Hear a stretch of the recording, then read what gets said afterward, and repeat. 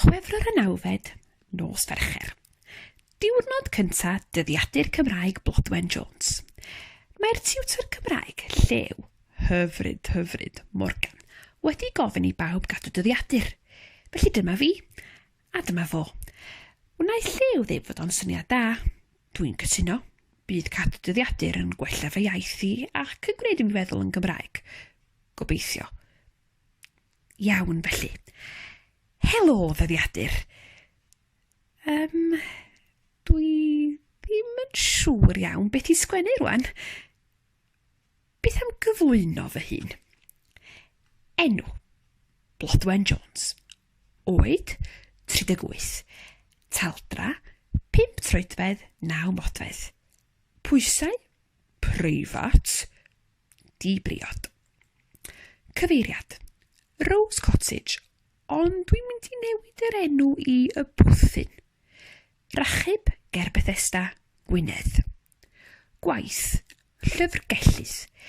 Diddordebau, llyfrau wrth gwrs, teithio, Llew Morgan. Dymuniadau eleni. Dysgu Cymraeg yn iawn, tyfu fy llysiau fy hun, newid fy swydd, bachu, dwi'n offi'r gair na, Llew Morgan. Dwi'n newydd feddwl, gobeithio fydd Llew ddim eisiau darllen y dyddiaduron. Iawn, beth wnaeth ddigwydd heddiw? Dim llawer. Wnes i godi am 8 o'r gloch fel arfer, wnes i roi bwyd i'r gath ac mi wnes i gael brecwast, ond oedd y llefrith off.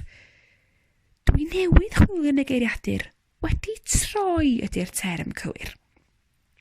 Ond oedd y llefrith wedi troi, felly roedd y te fel cawl efo croutons caws. A fi. Felly, mi wnes i fwyta fy Weetabix yn sych. Doedd na ddim post. Es i'r gwaith yn y llyfrgell erbyn 9 o'r gloch, roedd na lawer o bost yno, ond dim byd diddorol. Mi wnes i gael brechdan gaws a fficl i ginio.